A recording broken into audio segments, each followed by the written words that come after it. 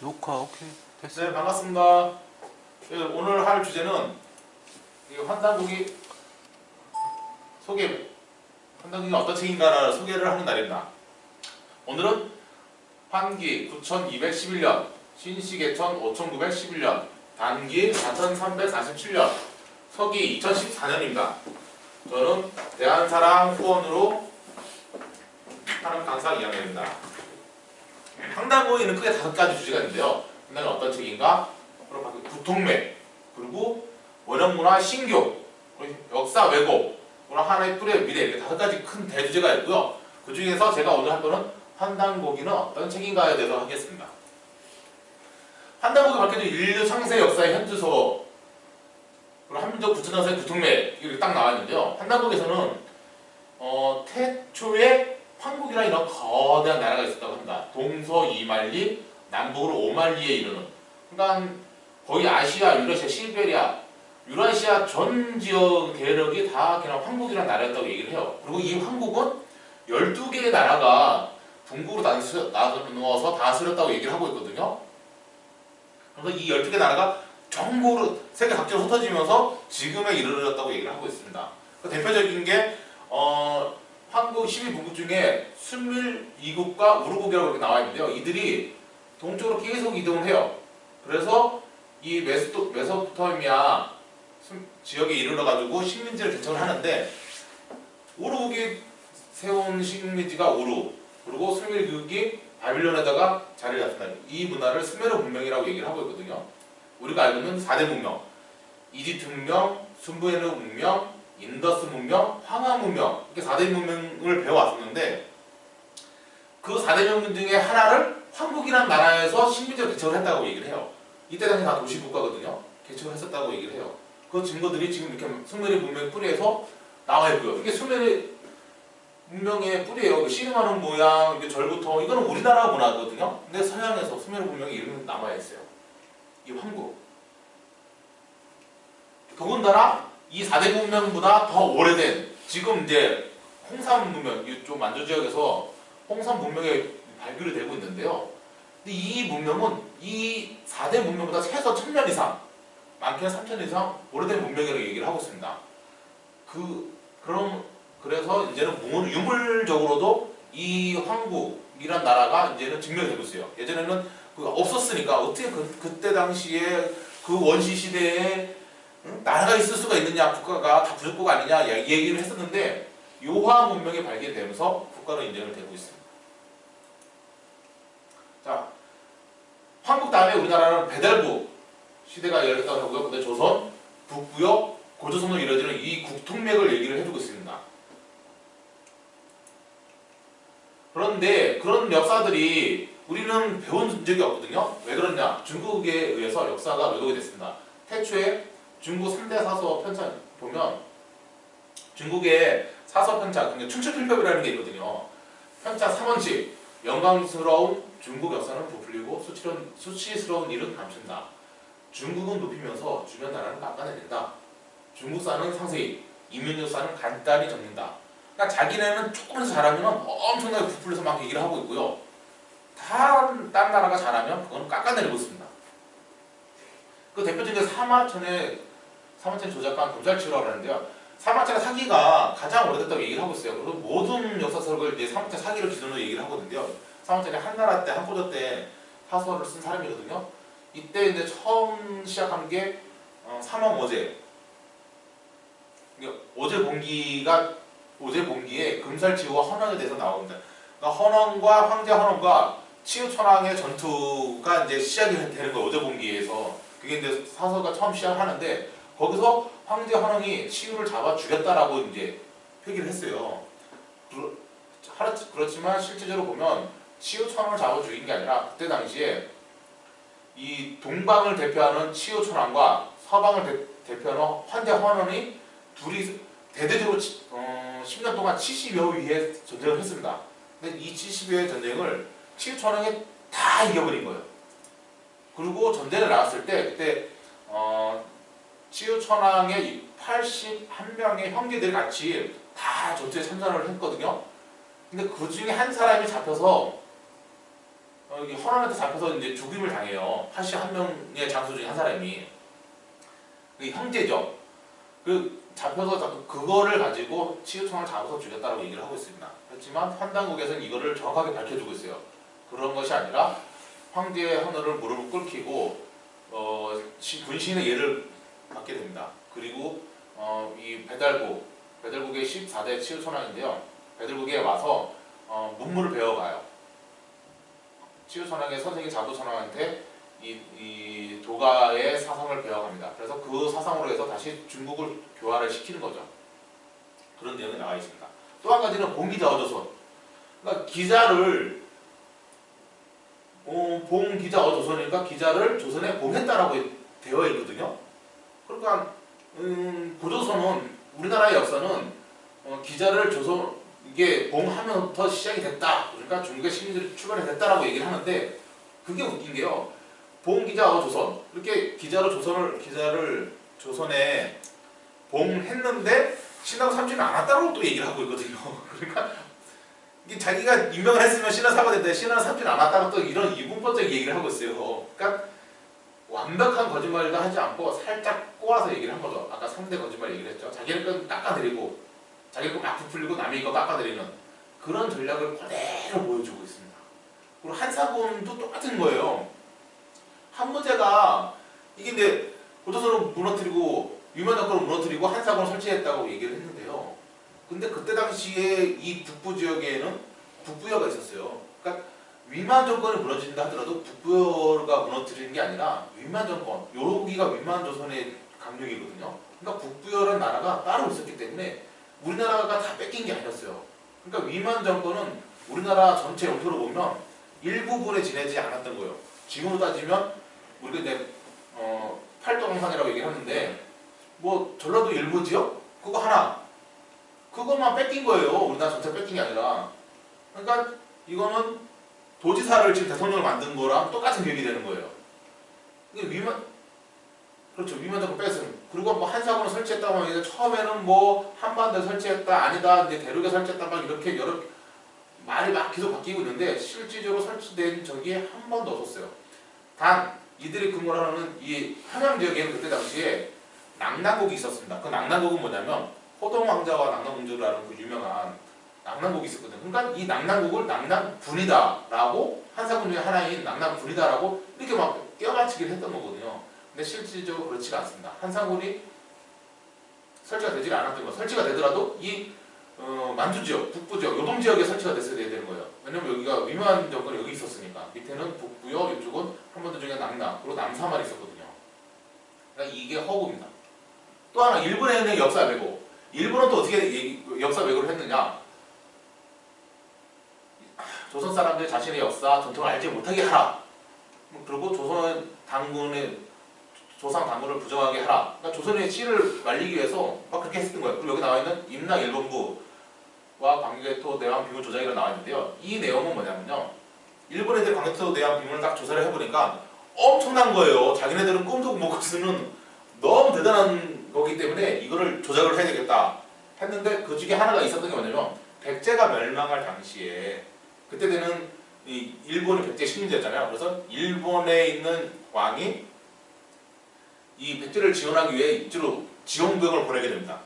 신라 가야 쪽으로 지원을 보내거든요. 그래서 임나를 이제 정벌하러 간다라고 나와 있어요. 그 광개토대왕 비문에 나와 있거든요. 그러니까 왜가 임나를 설치하기 위해서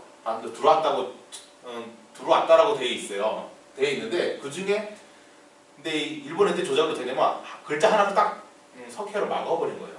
석회로 막아버렸어요. 그러니까 어떻게 되냐면 임나를 설치하러 왔다가 정상인데 임나를 설치했다가 된 거예요. 어조 하나를 싹 빼버렸기 때문에 석회를 막아버렸던 거죠. 근데 그게 밝혀졌던 게 어떻게 되냐면 일제시대가 벌써 100년이 지났잖아요. 그러다 보니까 이게 시간이 흐르면서 자연스럽게 거기 이슬에 스며들고 그러면서 이제 얼었다가 넣었다 하니까 그게 떨어져 나간 거예요. 자연스럽게 떨어져 나가면서 그 글자가 딱 나왔어요. 여기 비문 여기를 얘기를 하는 거거든요. 메꾼 자적이 다시 딱 떨어져 나가면서 보인 거예요. 글자가. 그러면서 임나를 설치하려고 왔는데 광개토대왕이 외를 때렸다라고 돼 있거든요. 그때 당시 때렸다는 표현이 외를 정벌했다는 얘기예요. 그 신라는 당연히 그때 당시 이미 뭐지 제후로서 됐고 백제도 제후에 했고 이러고 그러니까 이 신라를 때리면서 마지막 남은 일본까지 정벌을 하면서 다 제후 고구려에 다 제후 국가로 만들어 버렸어요. 광주대왕이. 그 비문 내용이 있는 겁니다. 근데 일본 애들이 임나라 설치하러 오기는 왔었어요. 근데 그거를 비문 광주대 비문에서 정확하게 그 내용도 기록이 되어 있습니다. 이걸 조작을 했었던 거죠. 글자 하나를 지으면서 그렇게 해석을 할 수밖에 없는. 근데 그 어디서 하나가 딱 나오니까 임나라 설치했다가 아니라 임나라 설치하려고 왔다가 되는 거거든요. 그 다음 내용이 바로 소태왕이 외를 때렸다가 되는 거니까 그 말이 이어지게 되는 거거든요. 그래서 그런 내용이 있습니다. 또 우리 스스로도 많이 왜곡했어요. 상국유사 그리고 위만조선 우리 스스로도 많이 왜곡을 많이 했습니다. 우리 손으로 왜곡 말살한 민족사 딱 나와 있잖아요. 우리는 왜 아직도 바른 역사를 알지 못하는가? 요즘에도 교학사 문제로 많이 지금 시끄럽잖아요.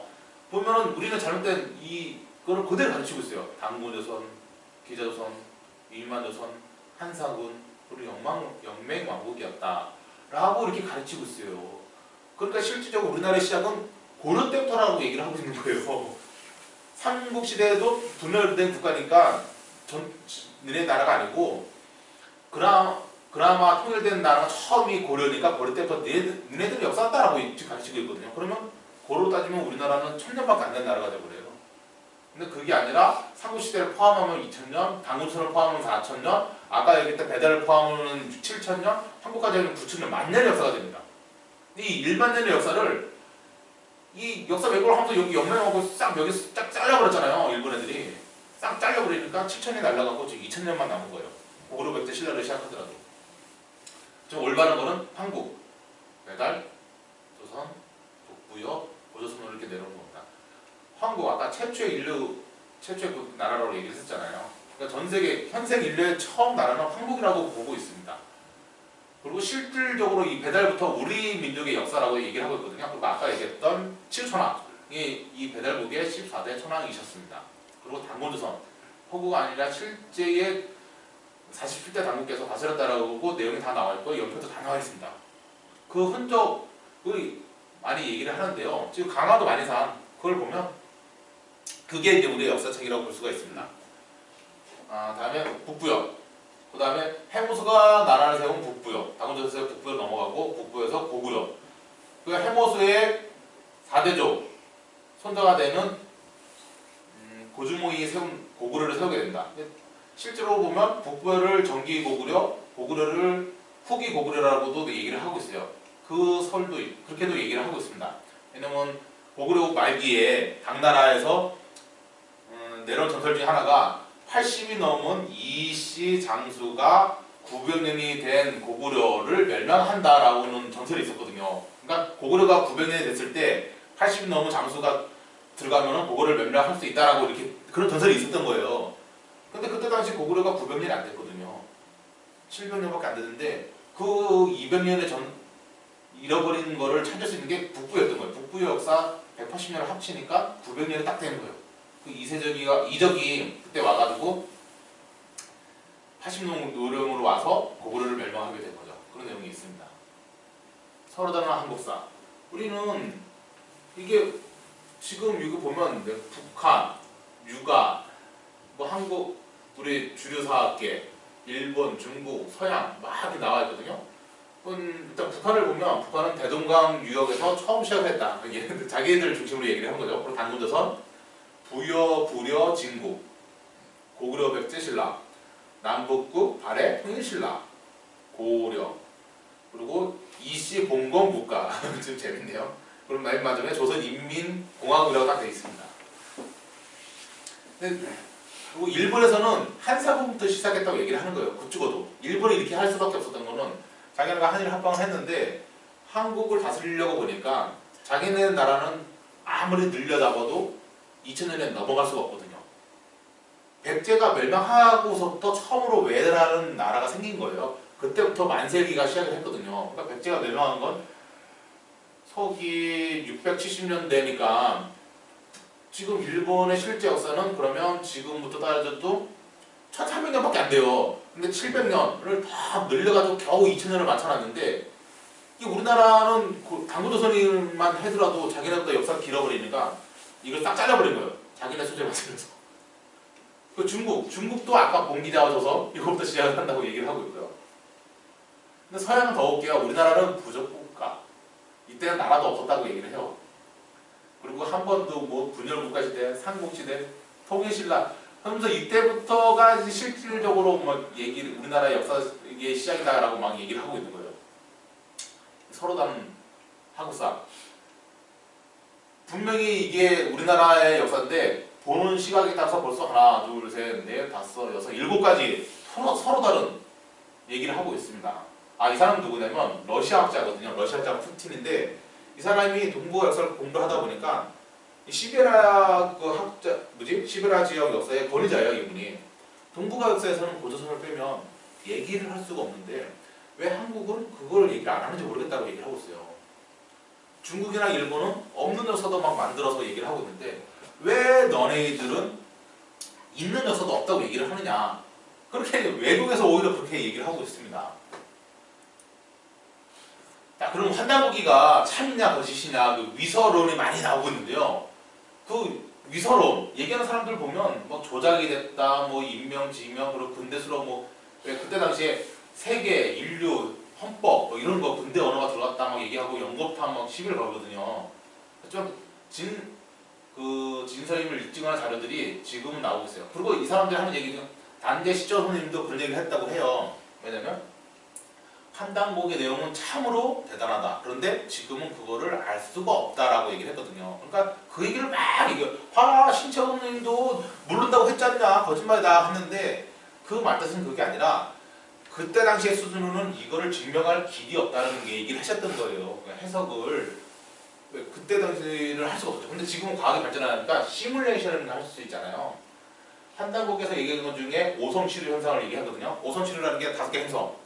목성, 토성, 금성, 수성, 화성. 이게 5개 오성 치료가 일자로 하는 거예요. 근데 오성 치료라는 게 지금도 기적이 일어나는데 정확히 일렬이 아니라 그냥 한 라인에 쭉 쓴다라고 얘기를 해요. 그걸 이제 크게 보면 이제 십자가 모양에다 딱 얘기를 하거든요. 이렇게 약간 왔다 갔다 하지만 어쨌든 큰 한 줄기에 딱 섰다. 그걸 얘기를 하는 거거든요. 그런 현상을 기록한 내용이 있어요. 그래서 그 시뮬레이션 돌려봤더니 이건 시뮬레이션 돌려보면 되잖아요. 딱 100년의 오차를 두고 그게 실제로 있었다고 증명을 하고 있어요. 그러면 거거 봐라 거짓말이지 않냐 또 그 얘기를 해요. 100년이나 틀렸잖냐. 근데 천문학계에서는요. 그 2000년, 3000년 넘어갔는데 100년의 오차 범위는 정확하다고 얘기를 하는 거예요. 300년까지 오차 범위를 인정을 해주고 있어요. 100년이 아니라. 천문학계에서.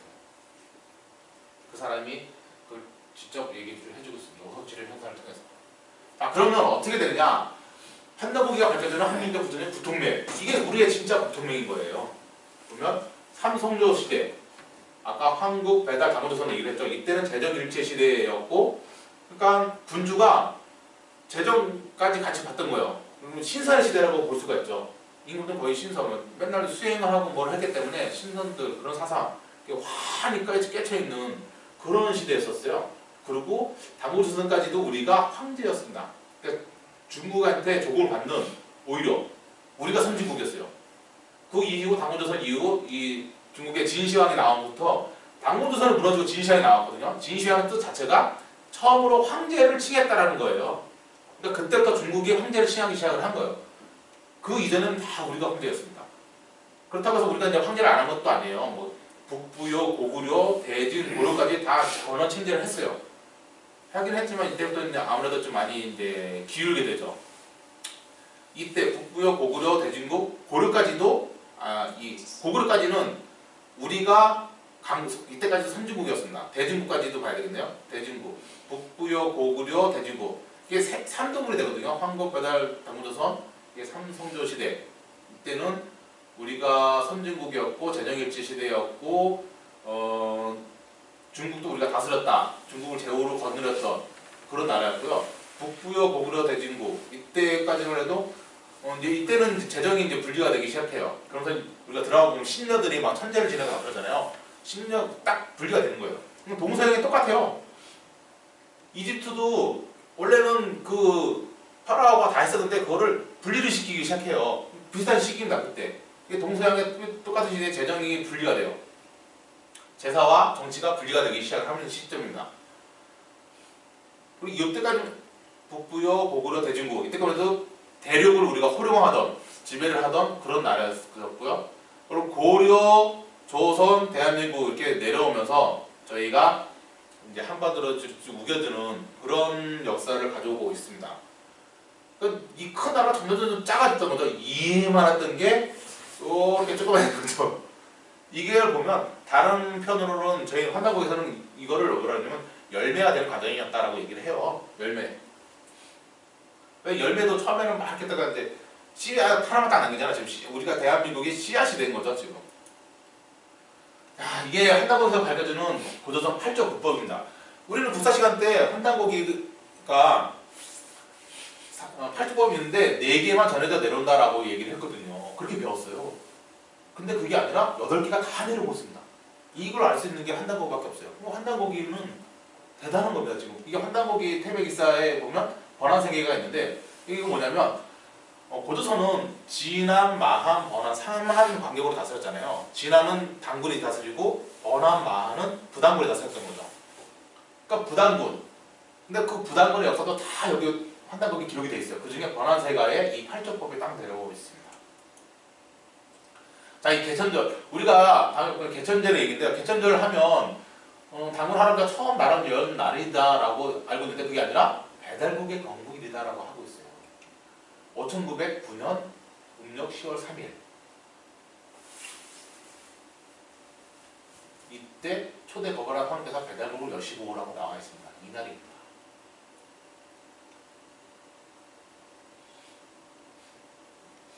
그러니까 배달 계획. 우리가 배달의 민족 얘기를 하고 있잖아요. 그 배달의 민족이라고 얘기하는 근거가 여기 있는 거예요.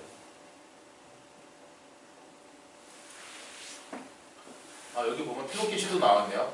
대한민국에서 태극기 시도. 태극기는 중국에서 전래된 것이 아니다. 역철학자 태호복희. 그러니까 태호복희가 우리나라 조상이었던 거예요. 배달국의 5세 태호의 환웅의 12번째 아들이었습니다.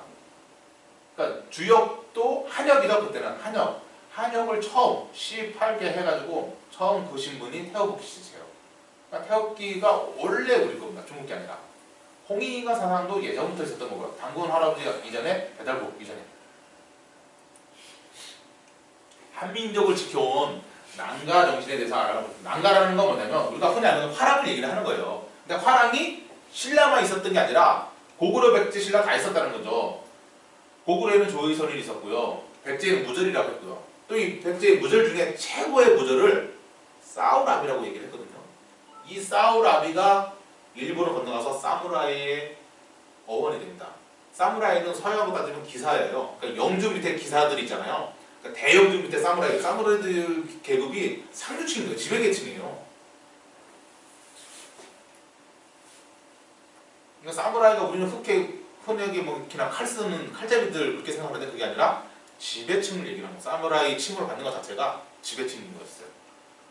그러면 여기는 뭐 이게 처음에 고조선 시대 때 뭐 국자랑이 당군시대 때도 국자랑이 있었다 보면 흘라 당군 미혼의 자제들에게 독서 활조기를 익히며 심신을 단련하게 했다. 그때 당시에 소도라고 우리 배웠잖아요. 소도에 모여서 가르쳤던 거예요. 젊은 자제들을 모아다가 공부도 가르치고 독서를 가르치고 활쏘기를 가르치고 심신을 단련하는 그런 국자랑이 있었던 거예요. 이걸 그대로 따라간 게 화랑이었던 거예요. 신라. 삼국으로 다 전해져 내는 거예요.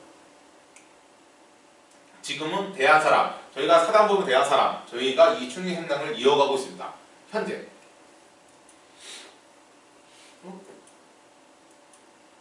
뭐가 나갔네. 네, 다음은 이제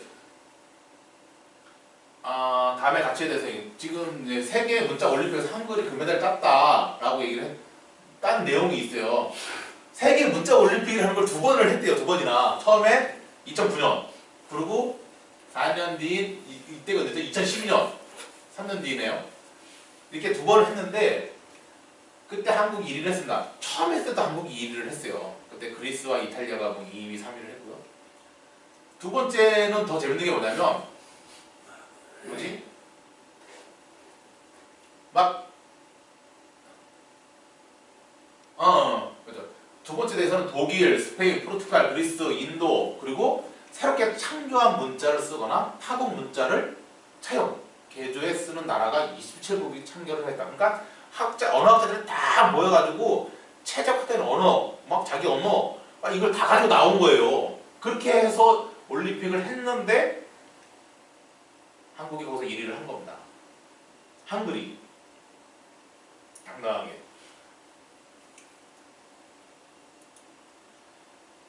여기서 보면 영어 알파벳은 26자로 표현할 수 있는 소리가 300여 개라고 얘기를 하고 있어요. 그런데 한글은 24자로 이론상 1만 1천 개까지 할 수가 있답니다.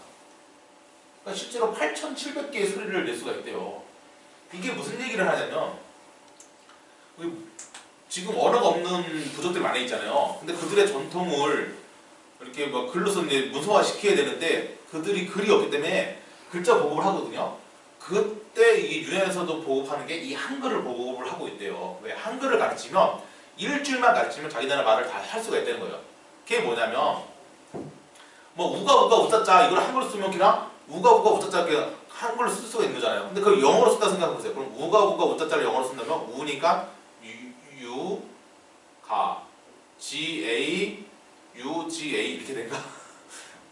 그게 우가 우가가 되겠죠. 우짜짜면은 U, JJA, JJA가 되나?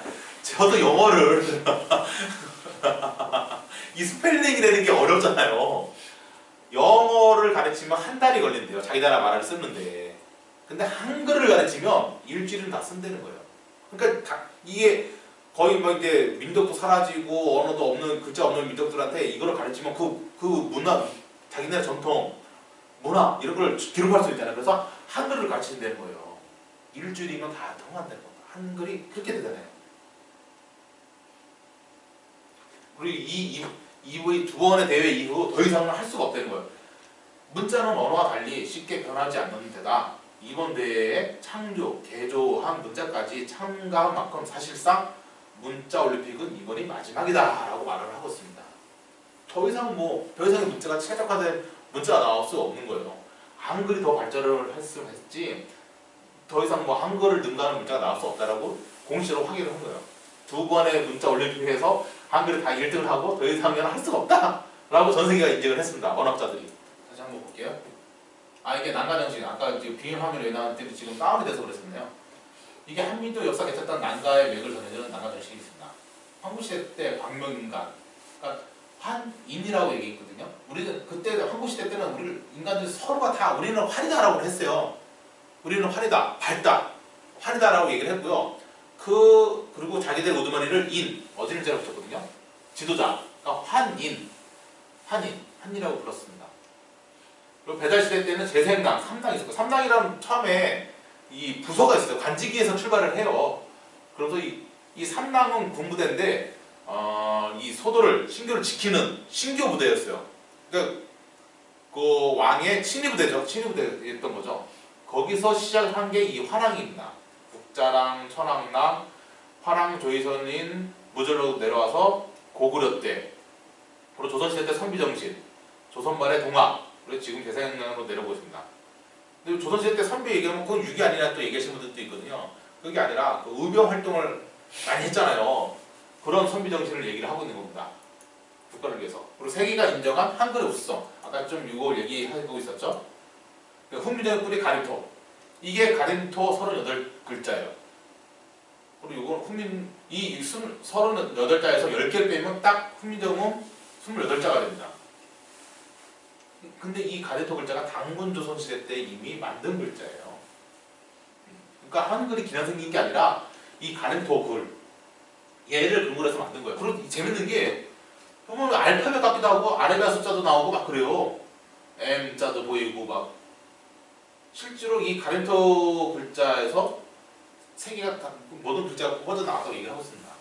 한글은 가장 풍부한 표현을 가진 독보적 문자이다 라고 얘기를 하고 있고요. 우리는 말로써 충분히 표현되기 때문에 제스처를 굳이 쓸 필요가 없다. 그러니까 외국 애들은 막 하잖아요. 그거는 이제 몸동작이 제 언어의 부족한 점을 보충을 하고 있는 거예요. 그래서 그런 거에 많이 제스처가 발전했는데 한국은 우리나라 말하는 한글은 충분히 표현되기 때문에 제스처를 굳이 안 하게 했던 거죠. 세계 문자사상 가장 직무되는 한글. 유네스코에 따르면 전 세계 약 3천여 종족이 그들의 문자가 없어서 그들의 언어가 소멸될 위기에 처해 있다고 한다. 위원회는 이들 소수 민족에게 한글을 보급하는 작업을 추진 중이라고 한다. 이게 벌써 1999년 9월 23일에 밝힌 내용입니다. 유네스코에서. 전 세계 3천여 종족이 문자가 없대요. 3천여 종족이. 엄청나게 많은 종족이죠. 그들한테 한글을 보급하고 있는 거예요. 이미. 1999년 때부터. 세계 첫째 문자는 그런데 이 녹도 문자라고 얘기를 합니다. 이거는 표의 문자예요. 그러니까 이 녹도 문자는 뭐냐면 배달부 시대 때 그 사슴의 발자국을 보고 녹조 문자를 만들었거든요. 이거는 뜻을 가진 문자예요. 그러니까 이게 이제 한문처럼 한문의 뿌리가 된 거죠. 그러니까 지금 글자는 표의 문자와 표음 문자 두 개 있잖아요. 근데 표의 문자의 시작이 이 녹두 문자에서 시작을 한 거예요. 그러면서 이 한자가 발전이 된 거죠. 고조선 시대의 가린토 문자. 그리고 가린토 문자가 고조선 시대 때 나옵니다. 3세, 단군, 가륵이 풍속이 하나 같지 않다. 그러니까 나랑 영토가 넓으니까 풍속이 막 다 틀리잖아요. 그래서 글자를 막 했는데 녹두 문자가 지방마다 서로 말이 틀리고 형상이 틀리다. 지금 한번 중국 애들 얘기하는 것처럼 지방에 가면 전혀 같은 한자인데 전혀 다르게 얘기를 하는데요. 녹두 문자가 표의 문자이기 때문에 그런 게 있는 거예요. 멸치 사는 마을에서도 말이 통하지 않는다. 백리 되는 땅의 나라에서도 글로 서로 얘기할 수가 없다. 막 그러는 거예요. 이게 표의 문자의 단점이죠. 그래서 신하의 삼랑에게 명을 해서 을보록에 삼랑 을보록이죠. 그러니까 삼랑이 아까 얘기했죠. 관직이고 을보록. 이게 삼랑이 아까 얘기했던 그 난가세상 화랑 그 관직이에요. 을보록에 명을 해서 정음 38자를 만들고 이를 가린토 문자라고 하였다라고 되어 있습니다. 이게 가린토 38자가 나와 있는 내용입니다. 이 고조선 시대의 가린토 문자는 조선 시대의 세종대왕에 의해 훈민정음으로 계속 발전이 되었다라고 딱 나와 있어요. 일본으로 건너간 고조선의 가린토 문자. 일본의 고도의 문자, 신대 문자라고 얘기를 하고 있거든요. 옛날에는요, 일본 애들이 신대 문자가 더 오래됐으니까 한글의 뿌리가 우리 일본이다라고 일본 애들은 그렇게 얘기를 하고 신대 문자다라고 얘기를 했었던 거예요. 그러니까 우리는 반박할 게 없으니까 그런가? 뭐 이렇게 반박할 여지가 없었어요. 그런데 이 가린토 문자가 나오니까 봐라! 역시 그럼 그렇지. 니네 신대 문자도 우리 가린토 문자에서 다르져 나갔다라고 얘기를 할 수가 있는 거예요. 비석 일본에서 발견. 오히려 일본에서 가린토 문자가 발견이 된 거예요. 그러니까 일본 애들은 오히려 우리나라의 전통 옛날 신조시대 때, 당무초대 때 유물이 그대로 있다고 얘기를 해요. 걔네들이 있는 신사도 결국은 당고시대 때 그 소도가 변형된 게 신사입니다. 그리고 이게 인도로도 건너가고요.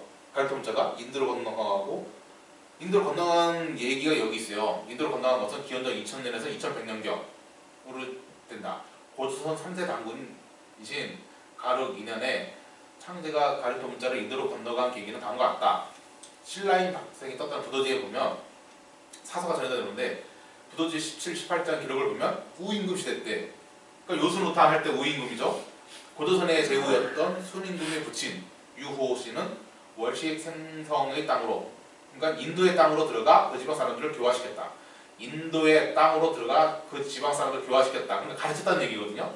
가린토 글자를 가져가서 그때 가르쳤다는 얘기예요. 그 얘기를 하고 있습니다.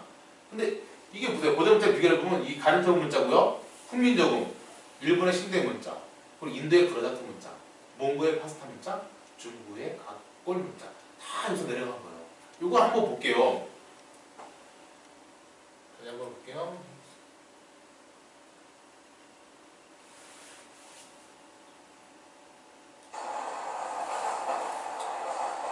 법은 백화 속의 앞길을 길잡이 삼아 다시 인도로 달려온 전인평 교수. 그는 지난 20년간 인도를 오가며 고구려 음악의 뿌리를 추적해왔다. 그러니까 고구려 역사를 보기 위해서 이제 간 학자가 그 과정에서 전인평 교수가 주목한 것이 남인도 타밀나두주의 마멀로 풀어왔다.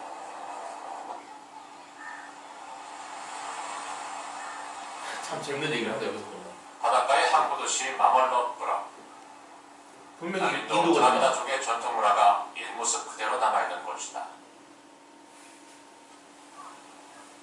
유네스코 세계문화유산으로 지정된 해변 사원도 그 중에 하나다.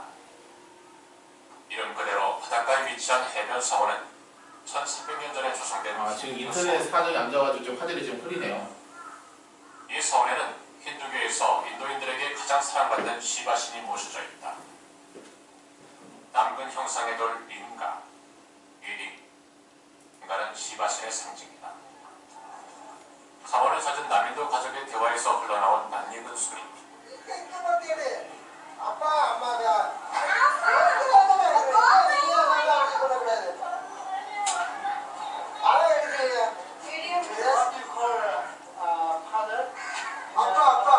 아빠. 인도 사람이에요. 근데 아빠 해요. 엄마. 엄마. 나. 좋아요. 나이, 비타민, 유, 너, 소디신타민, 컴, 소디신타민, 시와 소디신타민, 컨트리, 나라, 소디신타민,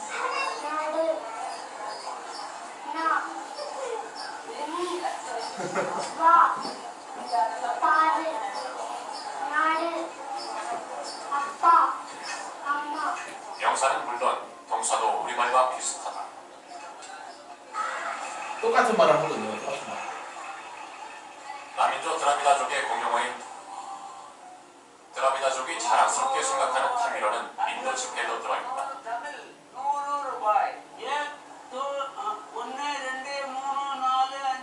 지폐에는 현재 인도에서 공용어로 쓰이는 15개의 언어가 표기되어 있다.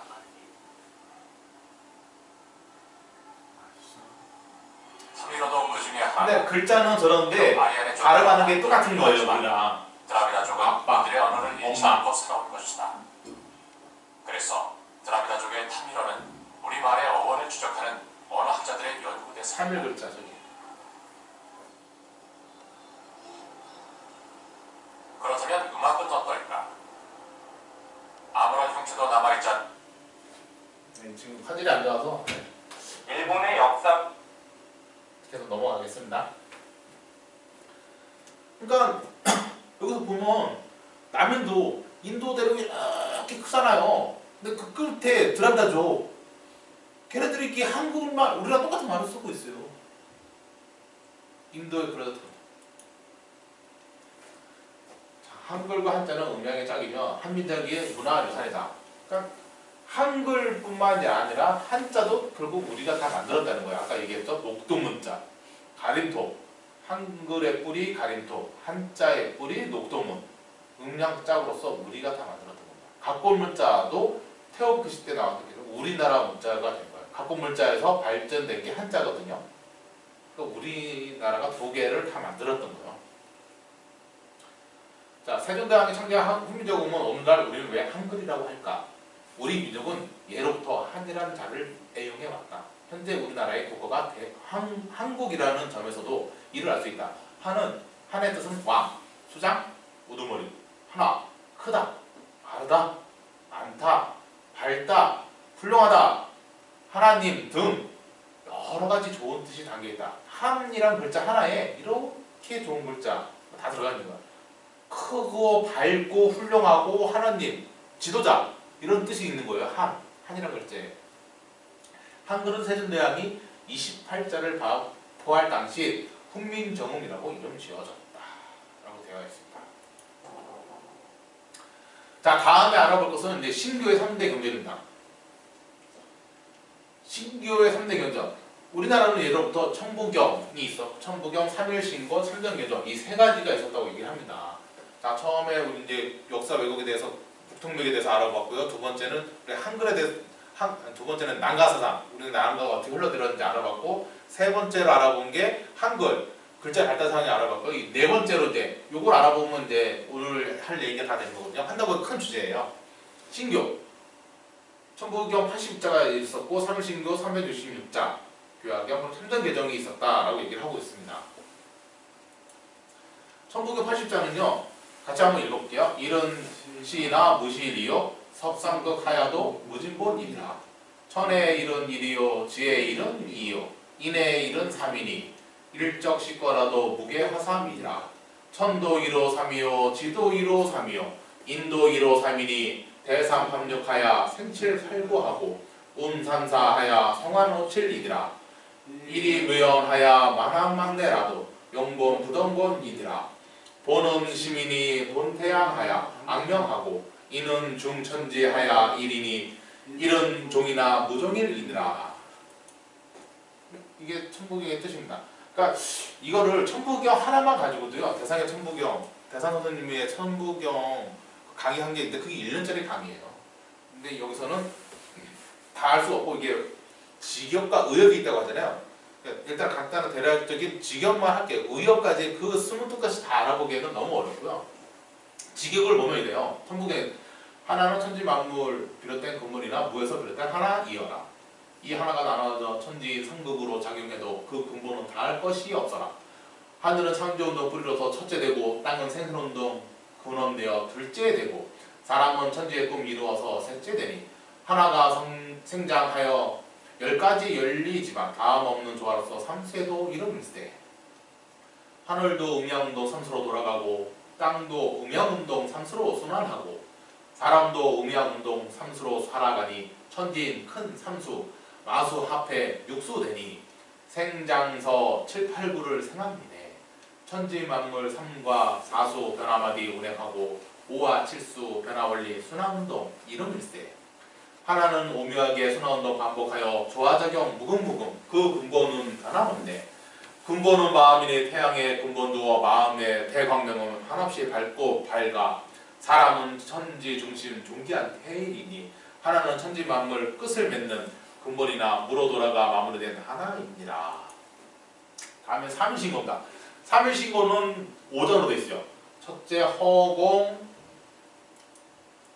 그리고 일신, 천궁, 세계. 하나 더 있는데 그리고 인물이 있네요. 인물까지 이렇게 5전으로 되어 있습니다. 5전으로 되어 있고요. 이거는 그냥 이렇게 좀 훑어 갈게요. 삼일신고 대한 내용입니다. 그리고 삼일신고는 3도에서 얘기를 했어요.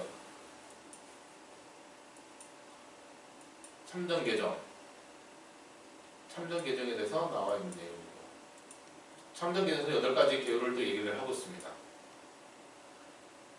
고로 천수 불원이시나 청강 조하시니 지하자는 창하고 도시 즉실이니 일이 참전하야 전일수계 그러므로 하늘이 비록 말씀은 하지 않으시나 오르내리며 두루 보살펴 주시나니 자신을 아는 자는 창성하고 옳은 것을 구하면 반드시 열매를 맺으리라. 한결같이 참전으로서 모든 사람이 계를 받았다. 그러니까 하늘이 비록 말씀은 하지 않으시나 오르내리면서 두루 보살펴 주신다라고 얘기를 하고 있어요.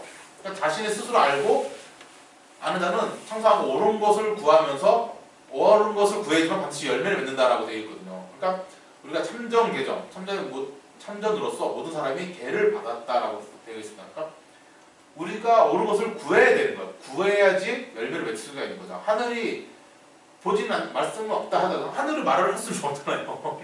그렇지만 다 보고 계신다는 얘기거든요. 이런 내용을 하고 있습니다. 아까 그 삼일신고에 그 내용을 딱 딱 나온 내용이에요. 다 내용이 뭐예요? 이게 뭐냐면 체와 용으로서 하나님, 삼신 선생님 얘기를 하고 있고요. 무형, 유형.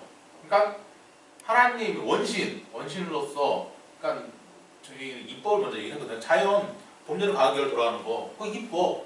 그 원신의 하나님이 계시고요. 또 주제자, 유형은 주제자 하나님. 그렇지만 또 이제 주제자 하시는 분 따로 있잖아요. 그러니까 원신과 주신의 개념 두 가지가 있습니다. 체와 용으로서. 그분이 작용할 때 교화신, 조화신, 치화신이 작용해요. 그래서 삼신 삼계인이라고 얘기를 하고 있습니다. 그리고 이게 인간. 인간에서 얘기를 하는데요. 처음에 아까 이제 개를 구하라고 얘기를 했잖아요. 창성하고 옳은 것을 구하면 반드시 열매가 됩니다. 처음 우리가 이제 개를 신선이 되는 과정을 이게 신선이 되는 과정을 얘기를 한 거거든요. 신선이 되는 과정 얘기를 했는데 삼문, 삼방, 삼관 이 세 가지 관문이 있다고 얘기를 해요. 처음에 삼문은 감식촉이라고 그러는데 지감, 조식, 감촉, 금촉을 얘기를 하고 있어요. 그러니까 내가 감정을 느끼는 거고요. 그 식, 먹는 거고, 촉감을 느끼는 거고 이 세 가지를 얘기를 하고 이걸 뭐냐면 육감이라는 얘기를 하잖아요. 요 얘기할 때 가장 동물들은 본능이 있다고 얘기를 하죠. 그 옛날 쓰나미가 막 동남아에 막 휘둘렀을 때 뭐 지축이 0.2도가 막 기울었다 막 얘기잖아요. 그때 스리랑카 섬 뭐 아예 다 수도에 막혔을 때 난리가 났었잖아요. 그 영화도 나왔잖아요. 근데 그때 당시에 무슨 얘기를 하냐면 육지 거북은 그 모래에다가 알을 낳아요. 근데 육지 거북이가 산꼭대기에 올라가려면 한 달이 걸린다고 얘기를 하거든요. 근데 그때 당시에 동물의 시체는 하나도 없었어요. 그 난리 통에 동물의 시체는 하나도 없었다고 얘기를 해요. 그 얘기는 뭐냐면 동물들은 한 달 전부터 피신을 하기 시작을 했다는 거예요. 사람들만 무지하게 다 죽었어요. 그 쓰나미 때. 근데 동물들은 하나도 죽질 않았어요. 그러니까 물론 가축들이나 이런 거는 죽었겠죠. 근데 그 육지 거북이의 시체가 거의 나타나지 않고 다 산꼭대에 피신을 했다는 거예요. 그게 육감이거든요. 그게 이 감시쪽 이 처음에 문을 열고 들어섰다라는 얘기를 하는 거예요. 그리고 뭐 형사들이 육감이 있다 이러고 또 여자들의 육감 그건 무섭다고 얘기하잖아요. 이게 그 단계예요. 그러니까 우리 인간들도 그런 감각이 다 있는 건데 잊어버린 거죠. 잊고 살았던 거죠. 삼문. 그 다음에 할 수 있는 게 심기신, 삼방이라고 얘기를 합니다. 그러니까 방에 들어갔다고 얘기를 해요. 이때부터는 입신의 견지라고 얘기를 해요. 입신. 그러니까 신선이다라고 얘기하는 거예요. 입신이니까 신선했다고 얘기를 하는 거예요. 근데 입신의 경기도 화호, 화경, 도가에서는 화호, 화경이라고 얘기를 하거든요. 그건 뭐냐면 입신의 경기도 3단계가 있다고 얘기를 해요. 일단 여기가 입신의 경기고요. 그리고 입신의 경기를 넘어서서 그 다음에 삼관 완전히 자리를 잡게 되면 성명정이라고 얘기를 하는데요. 성명정 이때 얘기를 하는데 성명정 단계가 됐을 때 우리는 태일이라고 얘기를 하고 있습니다. 그 단계를 태일은 뭐냐면요. 우리는 하늘 천지 부모님을 얘기를 하고 있는데 여기 아까 있죠. 원신 천지 부모님 뭐 여기 삼신 선생님이 얘기하고 있지만 하늘 땅의 모든 본성을 그대로 갖고 있는 것을 태일이라고 얘기를 해요. 우리 인간은 그 본성이 있는데 하늘의 그 참뜻을 내가 가지고 있는데 그거를 잊고 살고 있는 거죠. 근데 그걸 다시 내 본성을 깨우치는 거 깨우치게 되면 그 인간을 태일이라고 얘기를 합니다. 태일은 도가서 얘기를 성관이라고 얘기를 하죠. 뭐 삼천갑자 동방석이라는 뭐 그런 사람도 있는 것처럼 그렇게 되면 성관이 되면 죽지를 않아요. 그러니까 거북이도 막 천년 사는 거북이가 있다고 얘기를 하잖아요. 그 생물학자들이 무슨 얘기를 하냐면 실제로 인간은 죽는 존재가 아니라 이게 계속 재생이 된대요. 그리고 지금 새로 뭐 얘기하는 것 중에 내 세포 중에 내 세포를 뭐 젊음을 되찾는 뭐 세포 그걸 관장하는 세포도 발견되고 뭐 이런 걸 관장하고 있거든요. 그걸 활성화시키면 실제로 다시 생체 리듬이 젊어지고 다시 이렇게 젊어진다는 얘기를 해요. 그 도가에서도 반노환동이라는 얘기를 하고 있거든요. 도를 깨치면 오히려 젊어지는 거예요. 왜 유명한 일화 있잖아요. 백발이 성공한 할아버지가 다리 걷고 있고 시커먼 할머니가 어린 처자가 사칠 때리는 막 그런 내용도 있잖아요. 반노환동을 한 거예요. 오히려 더 젊어지는 거예요. 도를 깨치면 내 몸이 싹 다시 갱생해서 젊어지는 그런 현상이 발생을 하거든요. 그럼 사람이 내 몸이 계속 재생이 되는 거예요. 그 단계가 태일 단계예요. 근데 이거는 진짜 뭐 신적인 존재니까 우리가 갈 수 있는 존재는 아니죠. 근데 그 태일이라는 거를 이 환다복에서 이렇게 얘기를 하고 있습니다. 그게 아까 얘기했던 3일신고 내용이에요. 참전계전과 3일신고, 천부경 이 3일신고의 내용입니다. 보면 여기 있죠. 감정을 절제하고 지감, 호흡을 고르게 하며 금식, 촉감과 자극을 억제하여 금촉 얘기를 하고 있거든요. 자, 테일이라는 게 뭐냐 그러면 일본에는 테일 문화가 아직 있어요. 이게 맞들이 행사거든요. 이게 60년에 한 번씩 하는 대축제예요.